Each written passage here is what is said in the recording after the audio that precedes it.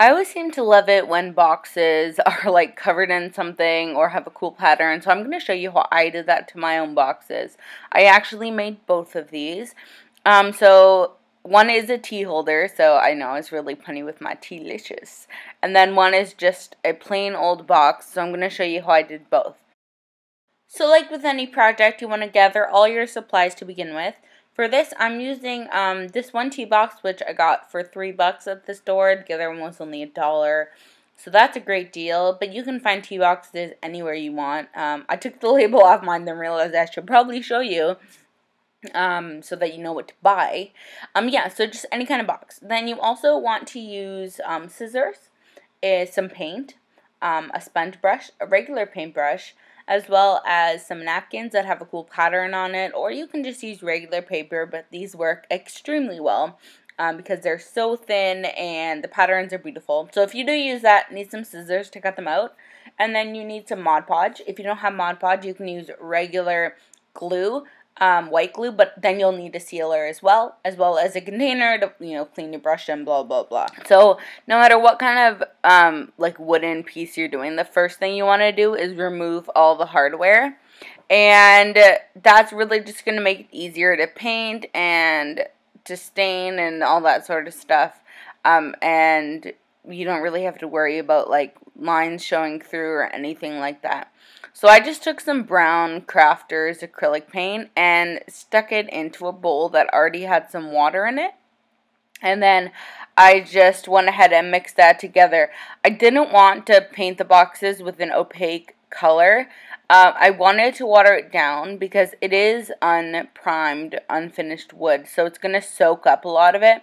So I wanted it to kind of look like a stain and have the original wood grain showing through, which it's interesting because now that the boxes are finished, it doesn't look like I painted them at all. Because it is a stain, it looks like that's the natural color of the wood. So, considering these boxes are from the dollar store and cost me, the big one was $3 and the small one was $1. That's an amazing price, and it's really something you can do by yourself. So, next I went ahead and took some napkins, just like normal dinner napkins, and I cut out the really cool patterns. And then I put all the hardware back on.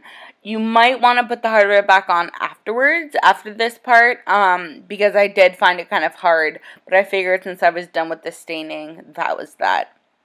Okay, so after you cut out the part of the napkin you want to, there's usually 3 layers of napkin. So peel back until you just have the colored part of it or section of it. And then apply a layer of Mod Podge down to the box while it's closed if it's overlapping on any seams.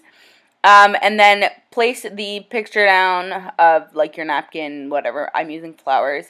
And then put another layer of Mod Podge. Now, it looks really scary, but it dries completely clear, so you don't have to worry about that.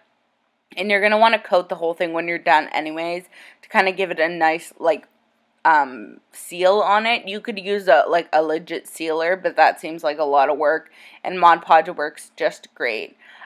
For the top, what I did was ripped up some of the flowers and just kind of collaged some of them on to the 2 corners, well, 2 of the 4 corners, the bottom right and the top left.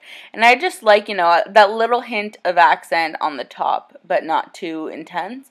Then I just used some vinyl stickers to write the word tea-licious, because it's like delicious, but tea. Okay, so once it's dry, you can tell my camera it's a lot darker now. I actually went over and rubbed some brown paint on it, which I didn't think you needed to see, but just to blend it better. Let it dry for a few hours. So like I was saying, the lighting is off because I let it dry, so I'm filming this part at night. But I just cut along the opening, and this just, like, obviously it splits the tissue, but in a way that, the pattern still works, and it also helps to reopen it because you've glued, right? So the glue is probably holding it shut. And then I applied my inserts back to the inside of the box, and I was done. Like, seriously, I did this in, like, other than the drying time, the actual work that went into this was maybe an hour, maybe, if that, and then I used, like, 3-4 hours to dry. So, I mean, that's always, always a good time. So this is how my box turned out. Obviously, it's for tea. I am like a huge tea fiend right now, so I figured that would be a good thing. And it would be cute storage instead of just having the tea boxes out. You could just put them in the cute little tea box. I just think it looks nicer. Okay, so the second option, I don't have a full video, but I'm just going to show you my box. It's that little plain wooden one. I painted the inside green, and then I did the tutorial with the flowers on the outside, but I covered the whole thing. So it's all completely covered, aside from the bottom, obviously. I let that dry, then I painted the inside, and then I put some green on a piece of tissue and rubbed on the corners to kind of give it that old distressed look.